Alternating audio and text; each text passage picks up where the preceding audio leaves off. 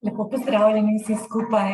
Društvo revmatikov Slovenije je, kot kaže, zelo preudarno in daljnovidno načrtovalo ta naša jesenska predavanja kot spletna.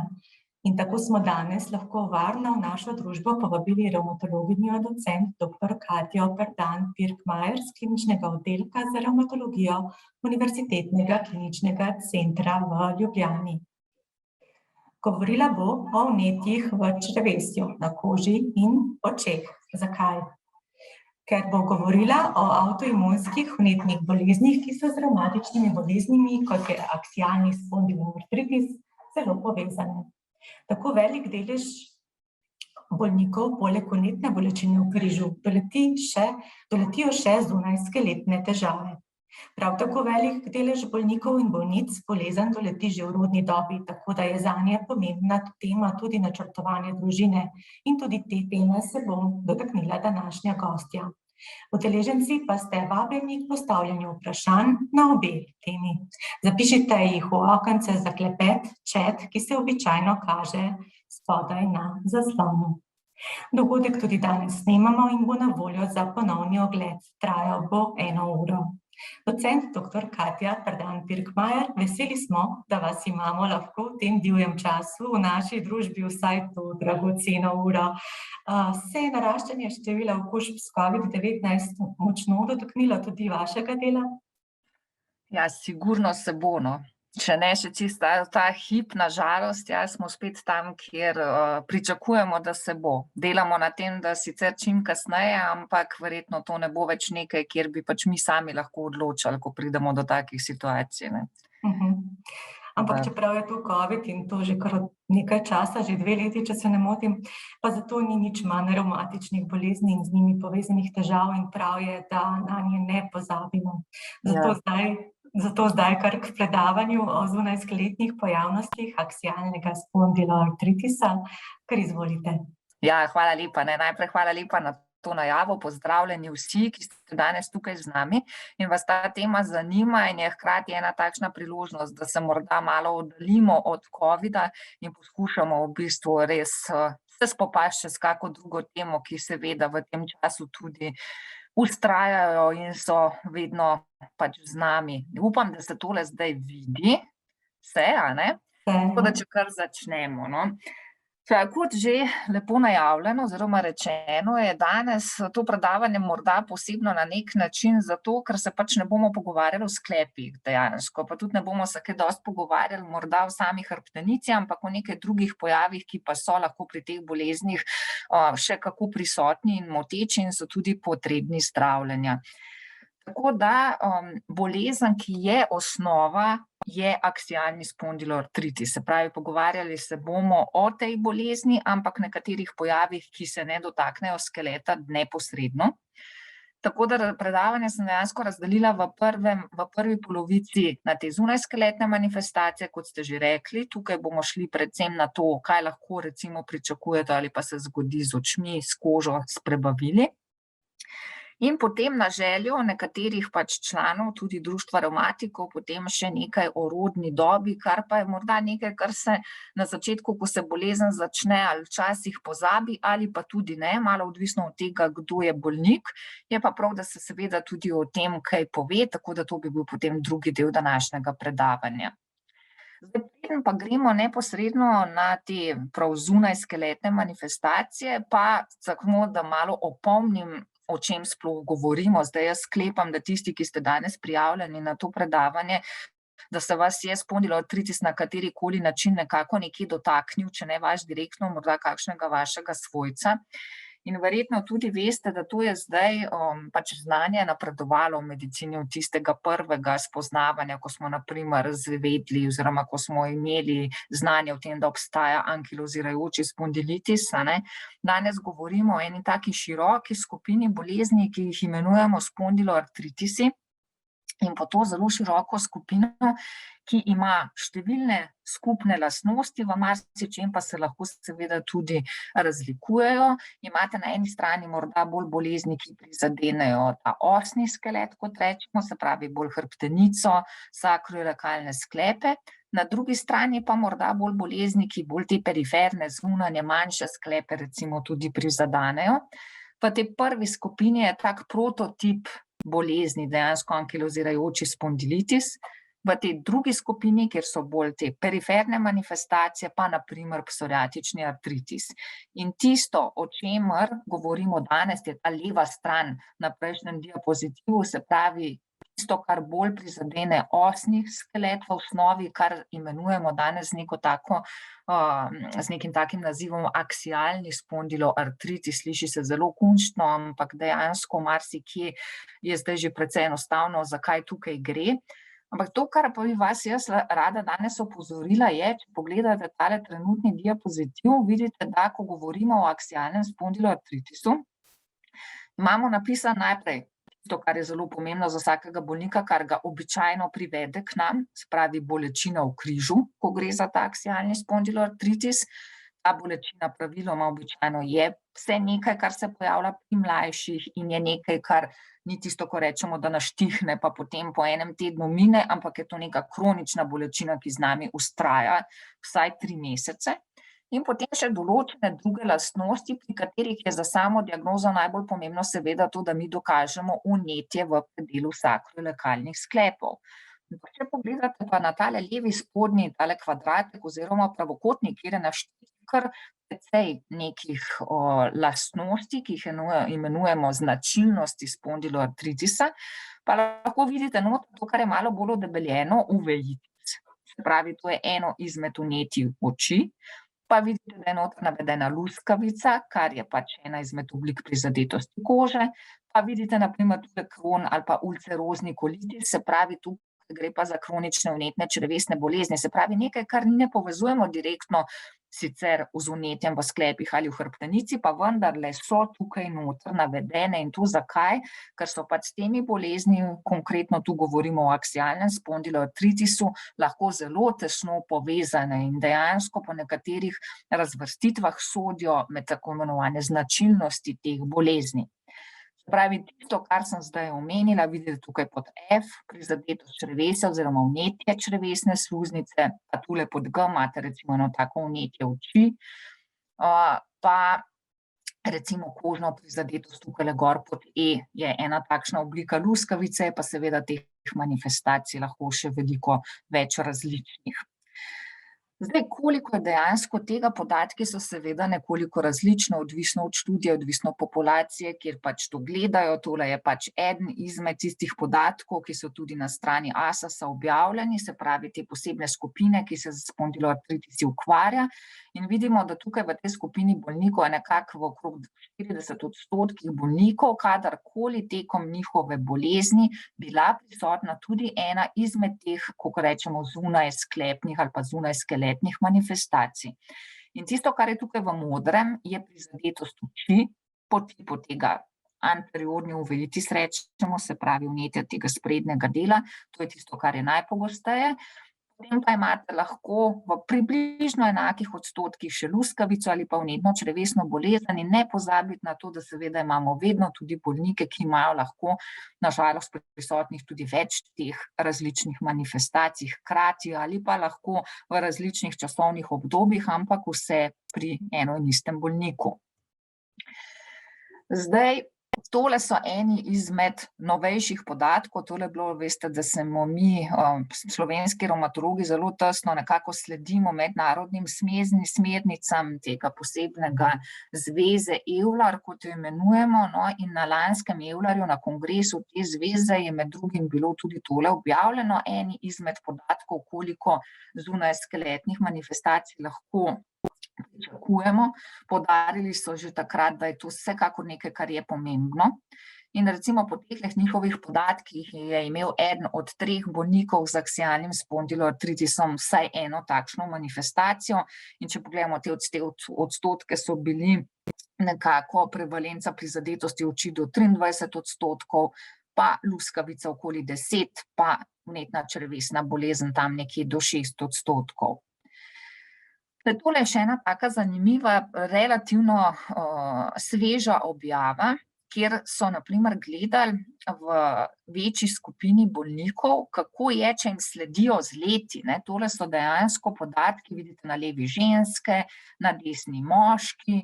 In potem imate pač različne prizadetosti, čisto zgoraj oči, pa potem črevesa, pa potem luskavice, naprimer tele zgornje krivulje, ki jih vidite modro, pa nekako ena taka bolj zelena barva, so vedno bolj ti aksialni spondiloartritisi, ali je to prav ankilozirajoči spondilitis, ali je to bolj neopredeljen aksialni spondiloartritis, ampak tisto, kar vam ta diapozitiv lepo pokaže, da z leti sledenja se tudi pojavnost, se pravi incidenca teh drugih pridruženih bolezni ali pa manifestacij, če tako rečem, povečuje. Se pravi, dalj časa, ko traja bolezen, večja je možnost, da se kaj takega pač tekom bolezni tudi pojavi.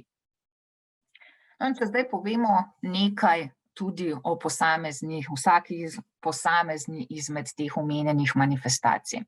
Se pravi, uveitis, to najpogostejše vnetje, tako imenovane žilnice, ali pa če rečemo tega srednjega sloja pri očeh, to je nekako najpogostejša zunajsklepna manifestacija, ki je kar precej tesno povezana tudi s prisotnostjo HLA-B27 antigena.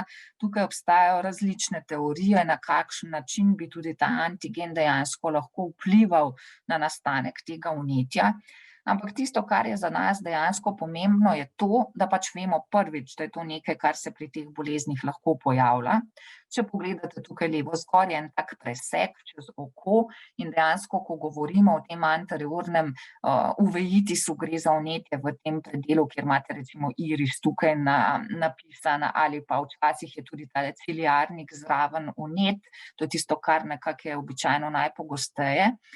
In tisto, kar boste videli ali pa čutili, je, da je to eno oko, se pravi običajno ne obe očesi naenkrat, nastane precej nenadoma, oko je boleče, običajno tudi rdeče, moti vas svetloba, oko se solzi lahko, nekateri imajo potem zraven lahko že tudi meglen vid in se jim zdi, da nekoliko slabše vidijo, se pravi, je ta ostrina vida zmanjšana. In kaj za nas to pomeni? To pomeni, da mora tak bolnik k oftalmologu oziroma k okulistu. Na žalost, travmatologi nismo eni izmed tistih, ki bi lahko špranjsko svetilko zanesljivo pač pogledali in ločili, kakšno je zdaj to vnetje. Mi vemo, da pač je to nekaj, kar je tukaj lahko, in to je signal, da potrebuje takšen bolnik obravnavo pri okulistu oziroma oftalmologu, ki bo špranjsko svetilko da te oči lahko primerno pogledal. In kaj vidijo, ko pogledajo špranjsko svetilko, takšne različne podobe. Tukaj vidite v bistvu oko, pogled skozi eno špranjsko svetilko, naprimer pri enem takšnem primeru uveitisa bo levo pod A, ali pa recimo kako se dejansko potem že ta zenica po različnih kroničnih vnetjih lahko že malo razoblikuje, ali pa ponekod vam v tem, ko rečemo sprednjem prekatu, tako kot je tukaj pod C navedeno, lahko že prav nabere od tega vnetja, tako kot neka taka gnojava vsebina na tak način zgleda. Se pravi, zelo različni tipi manifestacij, ki jih recimo pod špranjsko svetilko lahko okulisti oziroma oftalmologi zelo dobro vidijo in potem naprej takšno oko tudi temu primerno, glede na to, kakšno vnetje je, zdravijo. Se pravi, glavno sporočilo, kar se oči tiče, ko in če recimo imate spondiloartritis in se zgodi, da nenadoma oko prdi, boli, da vas moti svetloba, se to oko solzi, to v bistvu lahko ni ravno hec, ampak je pač treba iti najprej do izbranega zdravnika in ta vas potem napoti k oftalmologu. To je nekako tista prava pot. Zdaj, tole je samo še kot zanimivost, zanima seveda tudi okulist ali pa oftalmologe, kaj pa tisti, ki k nam pridejo zaradi vnetja oči, kako verjetno pa je, da bo tak bolnik v ozadju nekje imel recimo tudi spondiloartritis, in tukaj so delali eno tako v bistvu kot študijo, ki so jo leta 2020 tudi objavili in ugotovili, da če so imeli bolnika, ki je imel ta uveitis, se pravi vnetje oči, in ob tem, naprimer, kronično bolečino v hrbtu, ki se je pri relativno mladem pojavila, ali pa znano prisotnica HLA-B27 antigen, ali pa naprimer, da je bil to nekdo, ki je imel tudi luskavico zraven, Pri takih bolnikih, sploh če so imeli več teh dejavnikov, so odkrili lahko v 40% ali pa še malo več, da je bil v ozadju tudi nediagnosticiran spondiloartritis. Se pravi, ni vedno nujno, da grejo stvari iz naše strani k okulistu, se pravi, nekdo, ki že ima našo diagnozo, pa gre potem, ko se nekaj na očesu začne dogajati, ampak lahko gre zelo pogosto tudi obratno. In se dejansko zgodi, da pač oftalmologi zdravijo nekoga, ki se mu recimo ponavlja tako vnetje oči, ker te ponovitve so tudi tam do 20% se dogaja, da se bolniku to kar ponavlja in ponavlja. In potem napotijo takega bolnika še k nam, da še mi naredimo oceno, če dejansko lahko mi postavimo tudi diagnozo, naprimer spondiloartritisa ali pa v končni fazi tudi kakšne druge vnetne revmatične bolezni, ker so seveda še tudi druge bolezni naše, ki lahko imajo kot del klinične slike tudi prizadetost oči. No, potem nekaj besed o kožni prizadetosti. Luskavica smo prej rekli, zakaj ta je tista prizadetost, ki sodi med te značilnosti spondiloartritisa, tole so pač takšni primeri luskavice, ki je prizadela dlani. Nekaj besed o tej prizadetosti povem, naj vam povem še to, da to ni edina možna kožna prizadetost pri spondiloartritisih. Tukaj imate na primer zgoraj to, kar piše eritema nodozum ali pa pioderma gangrenozum, to so taka izrazito huda vnetja, ki jih na primer lahko sploh, kadar gre za piodermo, ki jih na primer tudi pri kronični vnetni črevesni bolezni lahko vidite, in se lahko pojavljajo, ali pa recimo na spodnjem delu keratodermija, ki se pojavlja po kakšni okužbi, ob kateri se lahko tudi razvije kot neka reakcija spondiloartritis, se pravi, ni luskavica edino, kar lahko srečamo, vsekakor pa je to tista prizadetost, ki sodi med pač prav značilnosti spondiloartritisa. In najpogostejša je takale, kot jo vidite, to so sicer taki zelo izraziti primeri luskavice v plakih, ampak vendarle en tak lep, če tako rečem, prikaz, kako to lahko izgleda, sploh ko je luskavica huda. Potem lasišče je prizadeto lahko tudi tam do 65%, nekoliko manj je te palmoplantarne luskavice, se pravi, ko so bolj dlani in podplati prizadeti. Pa recimo tudi luskavica nohtov je lahko, ne pa tako pogosta kot luskavica v plakih. Na splošno rečejo, da nekako pri spondiloartritisih pričakujemo v nekako do 10%. Dejstvo pa je, da ko pa govorimo o eni izmed teh bolezni, ki jo psoriatični artritis imenujemo, tam je pa luskavica praktično skoraj da v večini primerov prisotna, ker je del same postavitve diagnoze, če temu tako rečem. Ampak mi danes tukaj smo rekli, bomo govorili bolj o tem aksialnem spondiloartritisu in tam nekako je pa to do 10% zraven lahko prisotno.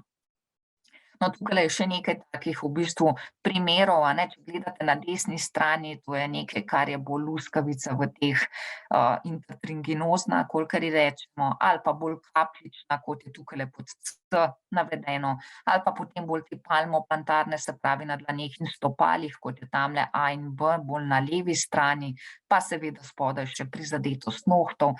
Se pravi, zelo različne oblike, ki so lahko tudi zelo različno hude, se pravi, nekateri bolniki imajo samo morda nekaj malega nad komolci, drugi bolniki so pa praktično lahko že življenjsko ogroženi od tega, ker lahko luskavica prizadene celotno telo.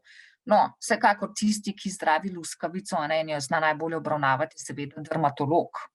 Pravi, tukaj še ena izmed teh povezav in izmed možnosti, izmed v bistvu obveznih sodelovanj, če temu tako rečem, med različnimi strokami. Se pravi, prej smo imeli revmatologija, oftalmologija, zdaj imamo revmatologija, dermatologija, ko gre za kožo.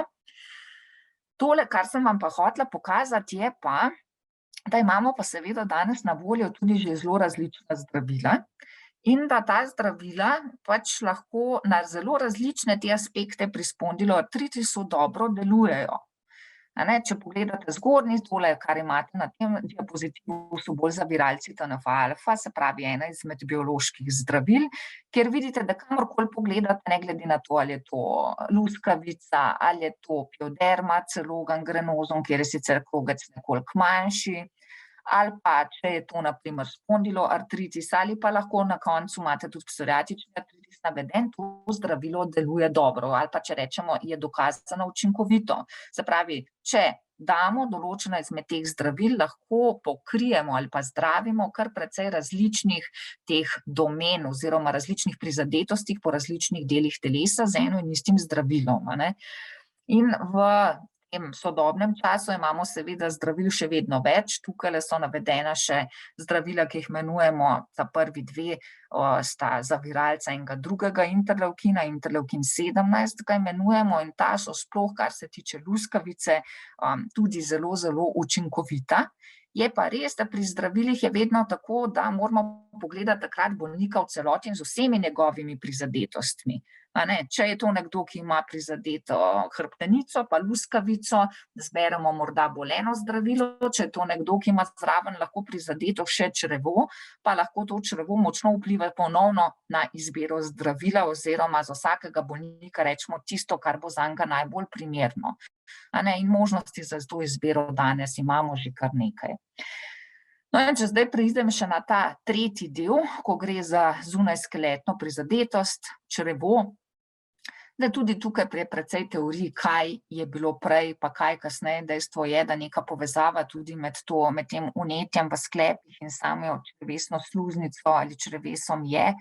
Zdaj podatek, ki nam lahko pove, da je to neka izmed teh lastnosti spondiloartritisa, je ta, da recimo je prevalenca pri kronične vnetne črevesne bolezni pri ankilozirajočem spondilitisu tam skoraj da 7%, medtem ko pri neki splošni populaciji, ki nima te bolezni, le 0,5%, se pravi precejšnja razlika. In tisto, kar je še pomembno, je, da tudi vemo, da se zelo pogosto zgodi, da nekdo lahko ima dejansko, če bi ga pogledali endoskopsko, se pravi, tako kot je kolonoskopija, če je že kdo dal čez, ko grejo pač s kamero dejansko v črevo pogledati, kaj se dogaja, lahko vidijo vnetje, recimo, ko gre za bolnika s spondiloartritisom, tudi do 40% takih bolnikov. Če bi šli in vzeli vzorček te sluznice in bi ga pogledali pod mikroskopom, se pravi, bi pod mikroskopom videli še višjem odstotku, tudi okrog 60% takih bolnikov histološko, kot temu rečemo, vnetje. Ampak ne pomeni pa to, da vsi te bolniki dejansko simptome, se pravi, da imajo dejansko neke znake tega vnetja, ki ga sicer na sluznici ali pa pod mikroskopom lahko vidimo. Vam jih prej ne navedla, se pravi 40%, pa morda pod mikroskopom celo do 60% ima neke spremembe, bodo pa od vseh teh bolnikov recimo v 5 letih nekako do 20% takih, ki bodo razvili klinično sliko, kolikor temu rečemo, se pravi, bodo imeli ob tem težave. Se pravi, je neka zasnova, ki pa ne pomeni vedno, da se bo tudi razvila v neko klinično pomembno aktivno vnetje. In so seveda tudi tu določeni dejavniki, ki lahko malo pomagajo pri tem, da sklepamo, pri kom je malo bolj verjetno, da se bo to vnetje razvilo. Naprimer, mlajši moški, ki imajo aktivno bolezen tudi v predelu hrbtenice, takšni imajo veliko večjo verjetnost, da se bo kasneje morda še tudi pač na črevesju kaj razvilo, kot pač nekdo, ki nima tovrstnih težav, seveda pa tudi pač to ni čisto 100% pravilo. Ampak tako, kot smo prej rekli, pri očeh dejansko velja tudi pri črevesju, če imate ob tem, ko naprimer imate znan spondiloartritis, težave s tem, da odvajate blato, ki je tekoče, ki ga odvajate večkrat dnevno, da ob tem opazite zraven kakšno krvavitev, da naprimer se zgodi, da morate na blato hoditi celo v nočnem času, ali pa da ob tem, ko poskušate recimo in normalno vnašate hrano, pa se pojavljajo te driske, še izgubljate telesno težo.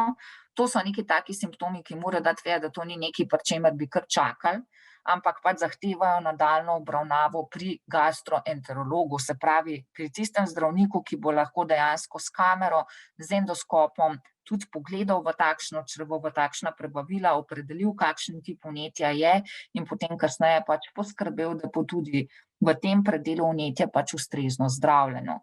Seveda imamo tukaj še tudi druge pripomočke od tega, da lahko določene markerje gledamo naprimer v blatu, to je naprimer kalprotektin, ampak dejstvo je, da to niso neki markerji, ki bi nam 100% nekaj potrdili ali pa ovrgli, pač tisto, kar imajo gastroenterologi kot nekak zlati standard, je dejansko to, da se z endoskopom pogleda v to črevo in se vidi, kakšne so spremembe. Tako da s tem bi jaz v bistvu ta prvi del zaključila, se pravi, pomemben poudarek tukaj je bil, da so seveda pri aksialnem spondiloartritisu lahko prizadeti pač tudi drugi organski sistemi, ki niso direktno kosti, sklepi, hrbtenica, da na to seveda je pač fino, če to vemo, če ste na to pozorni in da je pač to nekaj, kar običajno potem zahteva naprej obravnavo in z naše strani to pomeni to, kar rečemo bolj multidisciplinarno obravnavo, se pravi nekaj, kjer se poveže več zdravnikov različnih strok.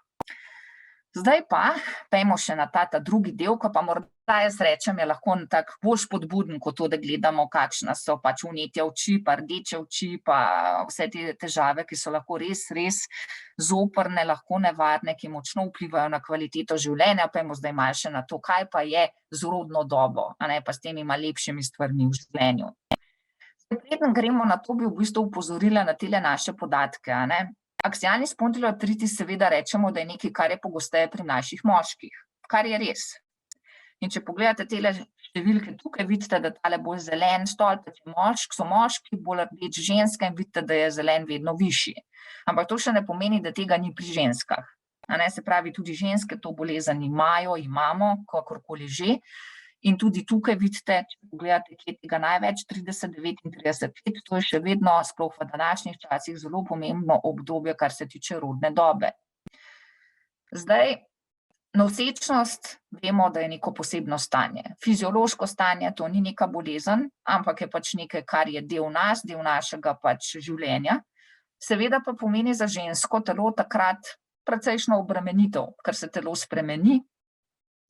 Spremeni se zato, da bo pač lahko oziroma na začetku nosi zarodek, gre potem v vedno večji plod, na koncu v tega našega majhnega otročka, ki priveka na svet.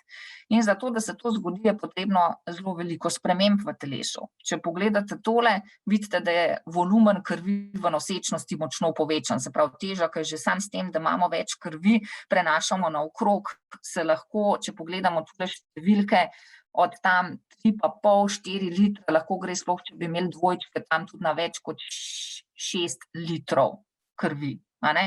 To je nekaj, kar pač je en primer, kaj se zgodi. Potreba po železu v nosečnosti.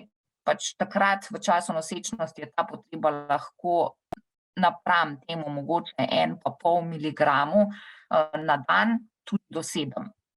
Se pravi, tudi veliko večji vnos. Potrebe po energiji. Zakaj? Zato, ker se energija porablja, ker nastajajo nove maščobe, nove beljakovine, pri tem, ko pač v našem telesu raste novo bitje, jasno, tudi to se vse poveča.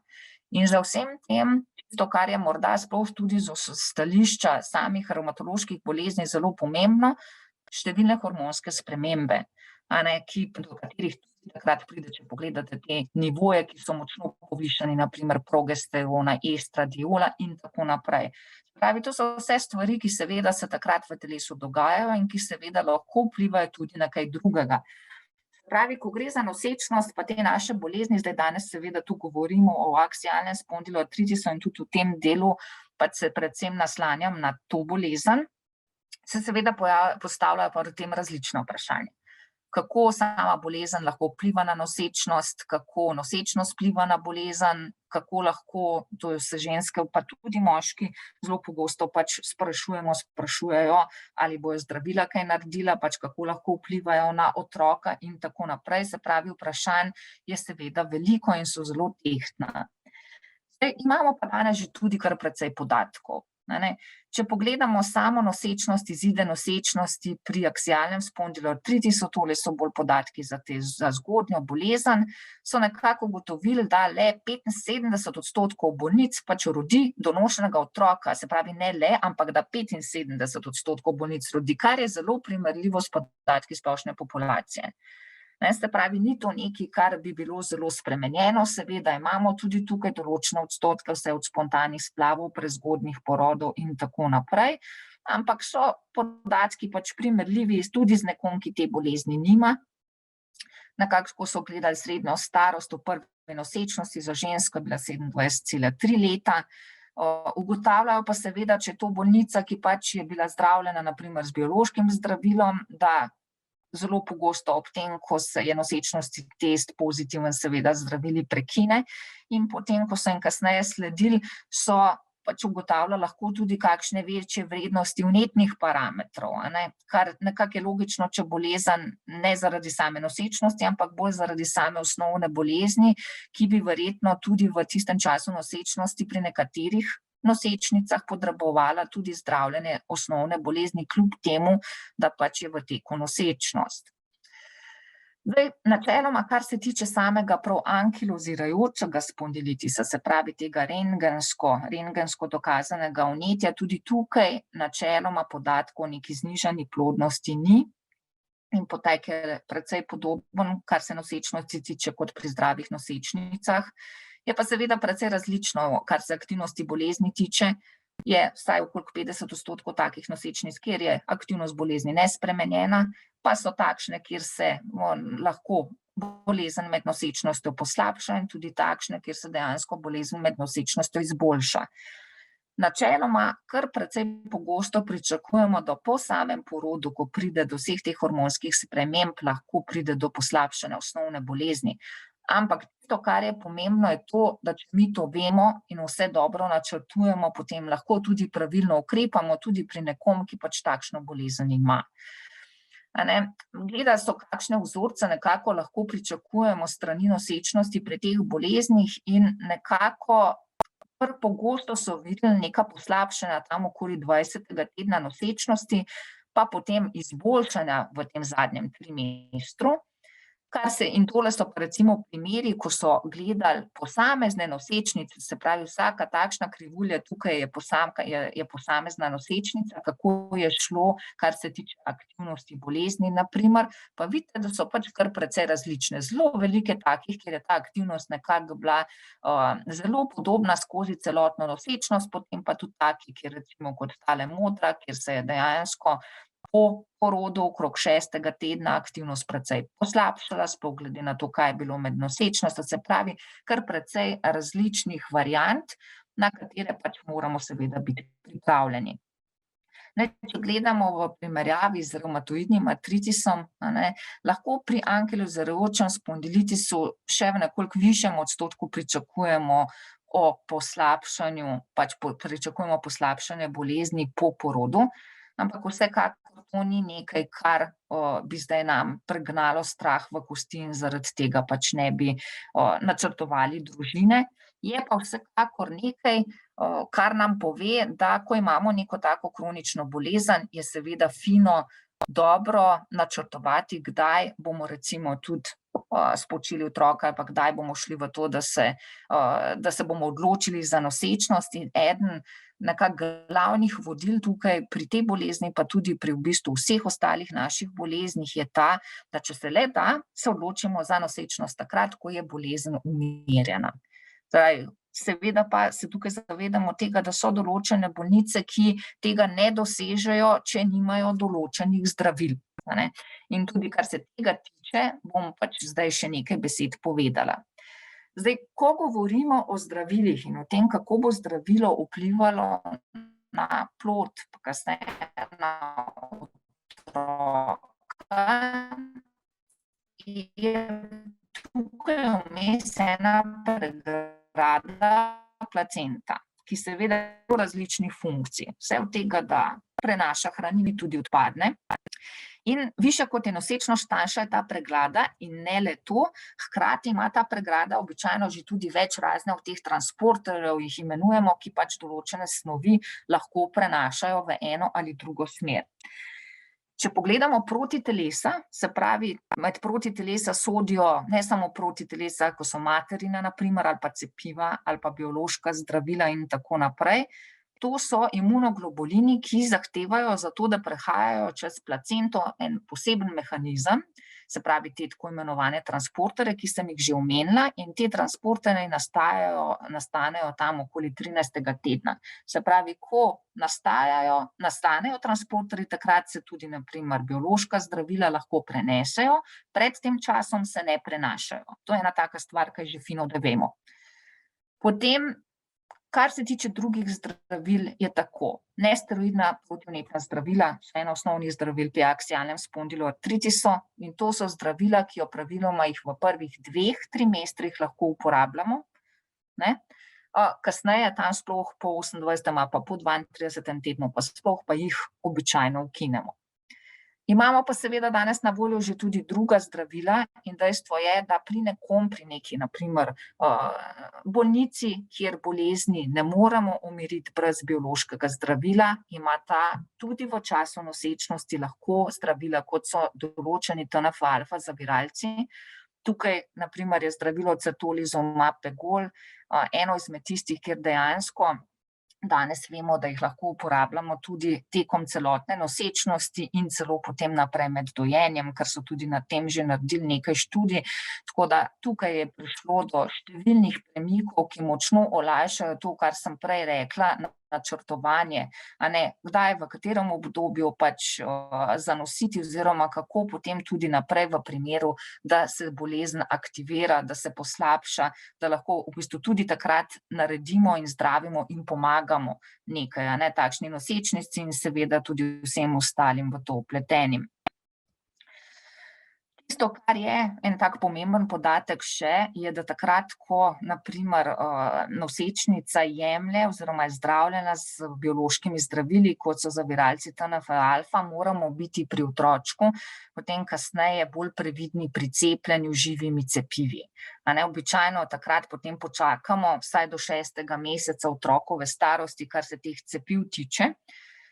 To je en tak podatek, ki ga je dobro vedeti.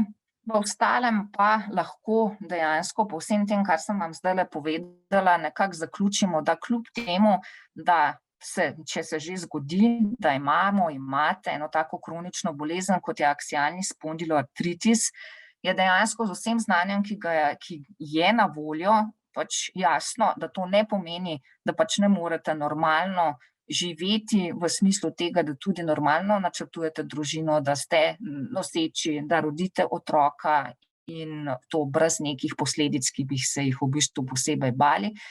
Da pa je zelo pametno, ko imamo neko tako kronično bolezen, da se vse to kljub vsemu skrbno načrtuje v sodelovanju tako običajno z vašim revmatologom, kot seveda ne pozabimo tukaj tudi na ginekologe, ki so tukaj izredno pomembni in tudi vejo, znajo obravnavati, tudi posebne ambulante obstajajo, kjer če je karkoli kočljivega, še posebej obravnavamo takšne posebne oblike nosečnosti.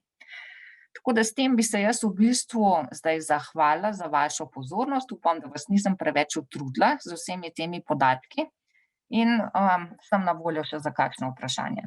Tako, nič nas niste utrudili, prav zanimivo predavanje je bilo, pravzaprav obe, ker je bilo kar dvodelno. In lepo, da ste tako optimistično zaključili, res je danes zdravljenje tako napredovalo, da verjetno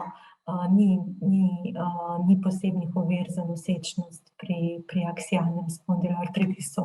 Ne, v bistvu z glavo je treba delati pa vedeti te določene stvari, ki so dejstvo in so določene bolnice, ki dejansko niti nesteroidnega antirevmatika ne rabijo in je vse lahko praktično tako kot pri nekom, ki te bolezni nima, Pri kakšnih, ki imajo hujše oblike bolezni, ne gre vedno tako z lahkoto, ampak glavno sporočilo je, da imamo tudi tukaj na voljo zdaj že sredstva, da se v bistvu tudi v takšnih primerih pomaga. Zdaj pa imamo nekaj vprašanj, ki se v bistvu vežejo na prvi del predavanja, in sicer ena udeleženk bi rada vprašala, ali so z revmo lahko povezani tudi lišaji na obrazu, ki jo bolijo. Z njimi ima že vrsto let težave, ki jih nihče ne zna rešiti in so kot neko vnetje na obrazu. Naredila pa je že tudi neke dermatološke in druge kožne preiskave, pa niso pokazale vzroka in jih težav. Če niso dermatologi ugotovili kaj, potem bom sigurno tudi jaz težko na tem našem predavanju rekla, kako in kaj, seveda kožnih sprememb je lahko zelo različnih, zelo veliko pri različnih oblikah.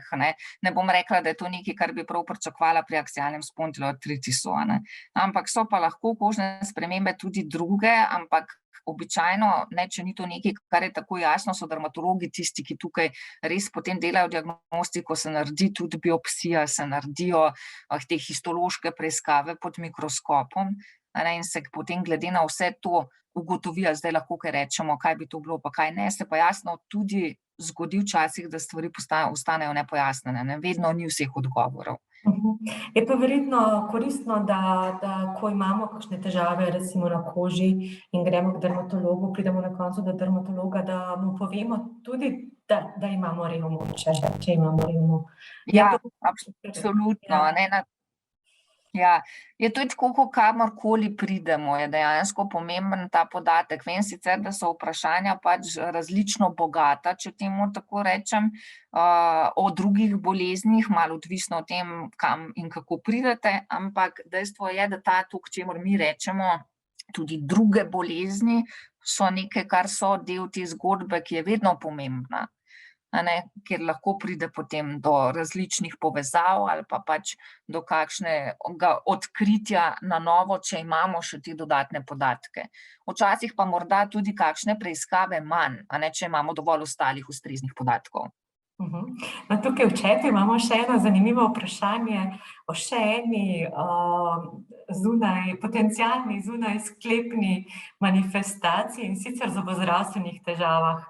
A so lahko povezane z revmo? Pravzaprav jih povezuje neko vnetje, ne? Zobozdravstvene težave so v bistvu z različnimi oblikami revme lahko pač povezane. Mi vedno sprašujemo dejansko pač tudi o raznoraznih razjedah in tako naprej, nadlesnih, po sluznicah. To so z različnimi našimi boleznimi lahko povezane, sploh kadar so aktivne. Da ne govorimo o tem, da so pač tukaj tudi bolezni, kot je na primer Segrenov sindrom, ki dejansko pač vplivajo na to, da imamo suha usta, suho kožo, suhe sluznice, suho prašnično, karkoli, kjer se pač ne izloča ne dovolj sline oziroma tista slina, ki je drugačne kvalitete. Vse to vpliva potem na jasno tudi zobozdravstveno stanje v celoti. Tako da imamo kar nekaj teh možnosti, ki so lahko povezane. In še eno od vprašanj, ki smo jih prejeli vnaprej, udeleženko zanima, kako gledate na prehrano pri teh boleznih, koliko pozornosti namenjate in ali tudi z njo poskušate omejiti napredovanje bolezni oziroma celo zmanjšati uporabo zdravil. Verjetno je tudi to vprašanje na mestu, še posebno recimo pri kronični vnetni črevesni bolezni igra prehrana gotovo zelo pomembno vlogo. Kako pa je pri revmatičnih boleznih? V bistvu je tako, to je vprašanje, ki bi zahtevalo celo predavanje in vem, tudi poznam točno do določenega revmatologa, ki bi vam z veseljem v bistvu s tem tudi postregel, tako da verjetno je širše, kakor to, kar bi se mi danes tukaj lahko pogovarjali. Dejstvo je, da je to, da lahko rečem tako, nekih diet, ki bi jih mi predpisovali in bi s tem zdravili, namesto tega ne bi bilo potrebnih zdravil, ni. Zaenkrat ne, mogoče kdaj še ugotovijo tudi kaj takega. Dejstvo pa je, da seveda tudi prehrana, rečemo, vedno čim bolj pisana, zelo je pač ta mediteranski tip tudi priporočen in to sigurno igra neko vlogo, ampak dejansko pa ne do takšne mere, da bi mi rekli, zdaj pa imejte takšno in takšno prehrano, pa teh zdravil ne bo potrebno jemati. Saj pri teh bolezni, ko smo danes o njej govorili, niti ne. Včasih ugotovijo kakšni bolniki, da jim recimo določen tip hrane ne paše, določene sestavine, tisto izločijo, imajo potem manj prebavnih težav, ugotovijo, da imajo recimo potem tudi manj bolečin po sklepih. To se dogaja, to pogosto bolniki kar sami ugotovijo. In jaz nekako jim običajno tudi tako svetujem. Pogledajo, kaj v hrani jim nekako ne ustreza in tisto izločijo. Ne smo pa drugače najbolj res za to, čim bolj raznovrstno. Pa seveda enostavni sladkorji in to nikoli niso pač zaželeni, to pa tako nikjer že ne. In pa seveda tam, kjer je prevelika telesna teža, v vsakem primeru pač prehrana, ki nam poleg telesne vadbe zraven omogoča to, da shujšamo in s tem tudi zelo pozitivno vplivamo na vse skupaj, na celo tudi recimo neko vnetno revmatično bolezen. Gospa Mirjana sprašuje, ali ima revma kaj povezave s krči v nogi, v mečih in to samo po noči? Ne, krči v nogi, v mečih so običajno nekaj, kar je posledica, kar ne moramo povezati direktno z neko revmatološko boleznijo. No, bom tako rekla, običajno gre tukaj za ena taka elektrolitska neravnovesja, ki se potem izrazijo s temi krči. Ni pa to nekaj, kjer bi rekli, zdaj pa nekdo ima krč, ali pa recimo s krčnimi žilami, ne, kaj podobnega, ne pa nekaj, kar bi direktno povezovali z neko vnetno revmatično boleznijo, ne.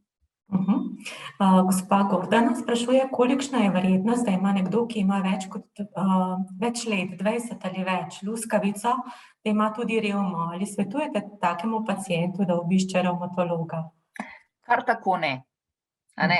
Pač tukaj imamo mi zelo jasna merila, kako in kaj. V bistvu jih imajo dermatologi. Dermatologi se dejansko zdaj vedno bolj nekako osveščajo, ukvarjajo s tem, da gledamo bolnika kot celoto, se pravi, to se nekako, če tako rečem, iz področja revmatologije širi naprej, pa tudi iz drugih vej na nas, pač gre v vse smeri. In zato nekako gre vedno bolj delamo na tem, da imajo tudi dermatologi določena prav merila, ki jih takrat, ko je bolnik pri njih, lahko pogledajo. In če jim je nekdo sumljiv, da bi se lahko razvijala tukaj še kak dodatno psoriatični artritis, potem načeloma tudi priporočijo napotitev naprej k nam ali pa že kar napotijo naprej k nam. Ni pa to tako, da če ima nekdo luskavico kot samo, da mora direktno potem tudi k revmatologu. To pa ne. Zato, da pač menimo, da je še kaj drugega kot luskavica, potem morajo biti določene težave, ki jih s tem lahko povezujemo, ne. Se pravi, otekanje sklepov, te daktilitisi, klobasasti sklepi s prsti in tako naprej. Se pravi, nekaj takega, kar nam da vedeti, da se dogaja še nekaj več kot kožna luskavica, ne. Verjetno velja tudi obratno, ne, če ima nekdo revmatično bolezen, ni zdaj treba, da se gre še na kakšne preiskave za kronično črevesno, vnetno črevesno bolezen, sploh ker te preiskave niso tako prijetne, verjetno. Ne, se pravi, to nikakor ni to neka rutina, da bi zdaj kar rutinsko pri vsakem delali. To je bolj, če nekdo razvije kake take težave, kakor sem jih na primer prejle omenjala, potem je treba na to pomisliti, da se tudi to lahko razvije, a ne. Nismo pa zaenkrat še na tem, da zato, ker bo nekdo imel recimo aksialni spondiloartritis, da bomo pa zdaj kar rutinsko vsem dali še kolonoskopijo, pa tako naprej, absolutno ne. To je pač nekaj, na kar je treba pomisliti, če bi se zgodilo, da bi se kake težave, takšne, kot sem jih prej omenila, razvile, da pa so le lahko povezane tudi s tem, a ne. No, gospa Liljana se vam zahvaljuje za tisti prejšnji odgovor glede kože na obrazu in pravi, da ji niso delali teh preiskav, ki ste jih omenili, tako da tudi ni povedala, da ima reaktivni artritis, tako da bo prosila ponovno, ne, verjetno je smiselno, da res sigurno še enkrat pogledajo. Potem pa imamo še sporočilo gospe Urške, ki pravi, da obstaja tudi Društvo za kronične črevesne bolezni in tudi veliko napotkov za življenje s to boleznijo, tako da in tudi za diete z njo, a ne, tako da če imajo bolniki tudi te težave, se lahko obrnejo še na to društvo, a ne samo na Društvo revmatičnih bolnikov Slovenije, a ne. Tako da hvala še za ta napotek, dodaten. Potem videli smo v vašem predavanju, da so uveitis, luskavica, vnetna črevesna bolezen, da so pomembni že pri sami diagnozi, a ne? Lahko, ja. Kako pogosto pridejo prej kot revmatična bolezen? To je zdaj odvisno od situacije do situacije, ampak recimo, če gledamo samo luskavico, za te so podatki nekako najbolj taki znani, pa ne toliko pri aksialnem spondiloartritisu kot bolj za psoriatični artritis. Tam nekako le pričakujemo, da običajno takrat, ko se razvije sklepna simptomatika, nekdo že ima odprej znano luskavico. V manjšem odstotku pa se lahko zgodi, da na primer najprej sklepi zatečejo, ne vemo točno kaj, pa se pa čez leto ali pa dve pojavijo luskavične spremembe in mi, ko prej recimo sklepne simptomatike, oziroma sklepne prizadetosti nismo uspeli popolnoma opredeliti, pa rečemo, to je pa zdaj to se pa nekako sestavi skupaj, kaj bi lahko bilo. Tako da bolj pogosto je na primer pri koži, da je luskavica že prej, se pa lahko zgodi v določenih bolj redkih primerih, da se dejansko pojavi tudi kasneje. Včasih se dejansko zgodi tudi to, da pač se ne pojavi pri samem tem bolniku, ampak je recimo pomembna tudi družinska anamneza. Če je nek sorodnik, na primer oče, mama, ima luskavico, ne, je tudi to pri sami diagnozi psoriatičnega artritisa pomemben podatek. Zato običajno tudi vedno sprašujemo nekako širše, ne, tudi družinsko anamnezo, včasih nas kak bolnik gleda, kako so radovedni, kaj vse hočejo vedeti, če do ne vem katerega kolena, ne, kaj je bilo, ampak dejansko so to vprašanja, ki so pač z nekim namenom, ne. In tudi kožne težave so lahko na mestih, ki niso že takoj na prvi pogled opazne, ne, revmatologi ne pregledujete prav vseh delov kože, tako da... To je recimo en tak problem, kadar gre za te intertriginozne, za te luskavične oblike, ki so na bolj neugodnih mestih, če tako rečemo, ne, lahko so inguinalno v teh gubah, lahko so v bistvu med ritnicami in tako naprej, lahko v bistvu po spolovilu. To je nekaj, kar se zelo pogosto potem zgodi, da bolniki skrivajo celo, ne, ker jim je neprijetno, pa je v bistvu vsekakor pomemben podatek in to ni nekaj, kar bi skrivala, ne, zato ker pač, ko se gre zdravniku, se gre za to, da se poskuša pomagati, to ni nobena taka reč, da bi jo človek skrival, lahko pa marsikaj v bistvu razreši, ne. Tudi tak podatek, ne. Kaj pa, a lahko z učinkovitim zdravljenjem aksialnega spondiloartritisa v bistvu preprečimo pojav vseh teh drugih težav? Zakaj se jih toliko pravzaprav ugotavlja, čeprav je zdravljenje pogosto enako? A veste kaj, zdravljenje je pogosto zdaj zelo dobro, ker imamo pač vse te možnosti in znanja veliko več in praviloma pri nekom, kjer se bolezen dobro umiri in jo umirimo čim prej, tudi ne pričakujemo nekih drugih zapletov, ni pa to 100% pravilo. Vedeti pa moramo tudi to, da so bolniki pač zelo kompleksni, ne, in da pač so tudi poteki bolezni zelo različni. Nekdo že v osnovi pride z eno tako hudo boleznijo, ki je v bistvu neodzivna tudi na vsa ta zdravila, ki jih imamo, ne samo na tisto osnovno zdravilo, kot so nesteroidni antirevmatiki, ampak potem tudi še naprej na vse te skupine in tam je sigurno, če bi gledali procentualno, še neka večja možnost, da se pojavi še kje drugje kakšen zaplet, ne. Imamo pa seveda potem tudi druge možnosti, kot so bolniki, ki pa v osnovi razvijajo predvsem na primer neko kronično vnetno črevesno bolezen in je to njihova osnovna bolezen, pa se ob tem lahko še kaka sklepna simptomatika zraven razvije, te stvari je včasih zelo težko razlikovati, ne, kaj je zdaj prej. Ampak jaz na primer imam precej takih bolnikov, kjer so potem umirili črevesno bolezen na kakršenkoli način, od bioloških zdravil do pri nekaterih operacij in tako naprej, in je tudi vse ostalo, kakršnakoli simptomatika je bila izvenela. Se pravi, nimajo več na nobenem koncu težav, ko so pač ta prvi in pomemben vnetni fokus uspeli umiriti. Če pa se, že ob umirjeni revmatični bolezni pojavi še druga simptomatika, če se pojavijo še težave na črevesju, kjerkoli drugje, je pa verjetno smiselno tudi razmišljati o spremembi zdravljenja, vsaj v nekaterih primerih. Takrat je potreben predvsem posvet oziroma najprej pregled pri tistem specialistu, ki bo pač to najboljše ocenil, za kakšen tip gre prizadetosti, in potem običajno nekako velja, da je nek skupni dogovor, kaj od zdravljenja zdaj narediti, tam, kjer se marsikje se gleda tako, da se poskuša z enim zdravilom, ki bi čim več teh stvari pokrilo oziroma umirilo, rešiti problem, tudi če to pomeni neko menjavo terapije, v kolikor gre za neko vnetje, ki ga recimo najbolj verjetno prištevamo v sklop na primer aksialnega spondiloartritisa, tako da običajno tukaj je dogovor, med posameznimi potem strokami, seveda z bolnikom, in z bolnikom vedno mora biti del tega pogovora in v bistvu najpomembnejši člen bolnika, na katerem se pač to zdravljenje izvaja, tako da je pač nek skupni dogovor in se potem na koncu pride do odločitve, kaj z zdravljenjem narediti, Kako nevaren je uveitis za pojav slepote potem, Lahko privede do vsaj neke oslabitve vida, saj zraven zato je pač odvisno tudi, kakšen tip uveitisa je, odvisno od tega, ali se ponavlja ali ne. Običajno, ko je ena epizoda, še ne pomeni to, da bomo pač oslepeli, ampak če je pa to nekaj, kar se ponavlja, pa slej ko prej lahko privede do neke oblike motnje vida, lahko tudi od tega, ko so naprimer tudi odzdravljene v končni fazi, če potem do kakih teh katarakt in tako naprej pride, do kakih zarastlin noter v očesu, različni možni zapleti so, ne. Ampak a so to vedno take očitne težave, ne, rdečina, tako, Ta da jih tip, ne moramo ja. tako, pravzaprav Ta tip zanemariti. uvejitisa, ki je najbolj značilen za proaksialni spondiloartritis, pa na splošno, no, pri spondiloartritisih je tak, da ga običajno očitno vidite in čutite. Ne, ni tak, ko bi bil prikrit.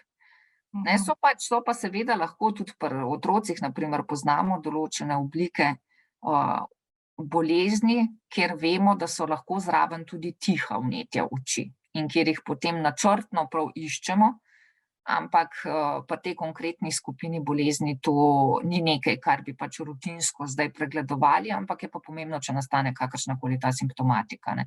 Včasih se zgodi tako, kakor sem prej pokazala, da imajo dejansko najprej težave z vnetji oči, ne, pa da šele potem naprej se kasneje razvije še druga simptomatika. Na kaj vse pa pravzaprav tako vnetje v telesu, ne, ker vidimo, da se pojavlja na različnih mestih in gre za sistemsko vnetje. Na kaj vse pravzaprav to potem vpliva? Verjetno tudi na srčno-žilne bolezni, a ne, ki jih povezujejo z vnetjem. Ja, pač kar se tiče na splošno vnetnih revmatičnih bolezni, se ve, da pač v kolikor te bolezni niso umirjene, niso lepo umirjene, potem lahko pomenijo tudi skrajšanje življenjske dobe, ravno na račun tudi drugih bolezni, tudi na primer, predvsem so tukaj srčno-žilne bolezni mišljene, a ne. Če pogledamo, ne vem, veliko podatkov je in na bolnikih recimo s psoriatičnim artritisom in na primer na revmatoidnem artritisu, ne, ena taka prototipska bolezen, kjer se ve, da že v osnovi so to bolezni, ki pomenijo večje tveganje za srčno-žilne dogodke, za več različnih srčno-žilnih dogodkov, ne. V osnovi, že pravi, že sama bolezen. In s tem, ko bolezen zdravimo, so na primer pri revmatoidnem artritisu zelo lepo dokazali, da če se bolezen zdravi hitro, če jo uspemo umiriti, da potem dosegajo te bolniki lahko popolnoma enako življenjsko dobo kot nekdo, ki te bolezni nima. Se pravi, zdravljenje nima samo tega namena, da pač jasno zdravimo to bolezen in ima jasno bolnik potem boljšo kvaliteto življenja in tako naprej, ampak dejansko s tem delujemo lahko tudi na življenjsko dobo. In pač pri nekaterih boleznih je to res že študijami lepo dokazano, pri drugih še ne, vendarle se pa seveda sluti so, je pa tudi res, da je pač težko pa vse te številne bolezni, ki so metati v isto vrečo, ker so le precej različne, vsaka ima malo te svoje probleme, ampak če danes tukaj govorimo o spondiloartritisih, a pa če omenimo tudi revmatoidni artritis in tako naprej, so sigurno zanje lahko to rečemo, no. No, še eno težko vprašanje imam. Kaj pa utrujenost, a ne? Ali se zaradi vseh teh vnetij oziroma zaradi revmatične bolezni lahko pojavlja tudi utrujenost, tudi kadar je bolezen navidezno umirjena, ne? Zdaj, načeloma je tako, ne, saj tukaj so spet pri različnih boleznih različne razlage. Utrujenost vsekakor je lahko posledica neke vnetne aktivnosti. Se pravi, če imamo vnetno aktivno bolezen, potem sigurno lahko tisto utrujenost povezujemo tudi s tem. Tako da to je nekaj, kar je pač neizpodbitno. Je pa res, da se pa zelo pogosto pač nacepi potem pri kakih teh bolezni lahko še kakšne druge težave. Od fibromialgije, ki je povezana tudi s tem, a ne, do depresivne motnje, ki je povezana potem recimo tudi z večjim občutkom utrujenosti in tako naprej. Se pravi, so lahko te težave večplastne in potem to pomeni, da ni nujno, da sama bolezen ni dobro umirjena, pa smo še vedno utrujeni, lahko so pač razlogi za to utrujenost tudi še kje drugje. Poleg tega, da tudi, ko se telo stara, smo vedno bolj utrujeni, to že tudi brez teh bolezni, ne, se pravi, razlogov je lahko zelo veliko in predvsem v tisti fazi, ko je bolezen aktivna, je lahko zraven razlog tudi pač sama vnetno aktivna bolezen. Zdaj, ko pa enkrat tisto umirimo, pa če to kar vztraja, pa le moramo iskati potem še te druge možne razloge, ki jih je običajno več, ne. Počasi bomo morali zaključiti, ampak mogoče še eno vprašanje z tega vašega drugega dela predavanja, ne, da še temu namenimo nekaj pozornosti. In sicer imamo zelo zanimivo vprašanje, kako vnetna bolezen vpliva na plodnost, in to ne samo pri ženskah, ampak tudi pri moških. Na splošno je tako, če boste vprašali kogarkoli, tudi od mojih še starejših, bolj izkušenih kolegov, vam bojo rekli, da če ima nekdo vnetno aktivno bolezen, bo tudi zanosil zelo težko. In to pač velja v bistvu za kogarkoli. Dejansko je takrat, ampak se pa zgodi, so pa nekateri, kjer dejansko tudi takrat, ko je bolezen aktivna, pač zanosijo in je pa seveda potem lahko takrat to problem. Problem, kako urediti in samo bolezen in kako naprej gre potem z nosečnostjo, ker pa seveda to vnetno okolje tudi na samo nosečnost ne vpliva dobro. Tako da ravno zato tisto vodilo, dajmo tako planirati, da poskušamo bolezen umiriti, pa potem takrat, ko je bolezen res umirjena, načrtujemo pač zanositev, ker pač zanositi takrat, ko je bolezen aktivna, v nobenem primeru ni dobro. To je mogoče nekaj, kar prej nisem čisto dovolj poudarila in je prav fino, da je še to vprašanje. To je nekako je tukaj tisto osnovno sporočilo, da pač ne se bati in tako naprej, ampak res dobro načrtovati. Pač biti pri tem optimističen, da je vse to možno in da je možnosti veliko, ampak je pa treba delati s pametjo in iti nekako tukaj po teh priporočilih, da poskušamo najprej umiriti in potem veliko boljše vse skupaj voditi. No, lepo ste zaključili, vse skupaj. Mislim, da je danes dan zdrave pameti, če se ne motim, svetovni dan zdrave pameti. Bodimo pametni, še naprej. Zaključili bomo za danes, kot smo obljubili, do 18. ure. Tako da najlepša vam hvala za vse informacije današnje. Hvala za povabilo. Tako, zdaj bomo, kot smo že rekli, počasi zaključili. Vabimo pa vas seveda, da še naprej spremljate naše spletne seminarje. Društvo revmatikov Slovenije do konca letošnjega leta pripravlja še 2. V enem od njih pa bomo s profesor dr. Alešem Ambrožičem nadaljevali prav s temo o načrtovanju nosečnosti ob revmatični bolezni. Ob vsem tem boste seveda še pravočasno obveščeni. Veseli bomo vaše družbe. Lep večer še naprej. Vam želim tudi jaz, Urša Blejc. Nasvidenje. Nasvidenje.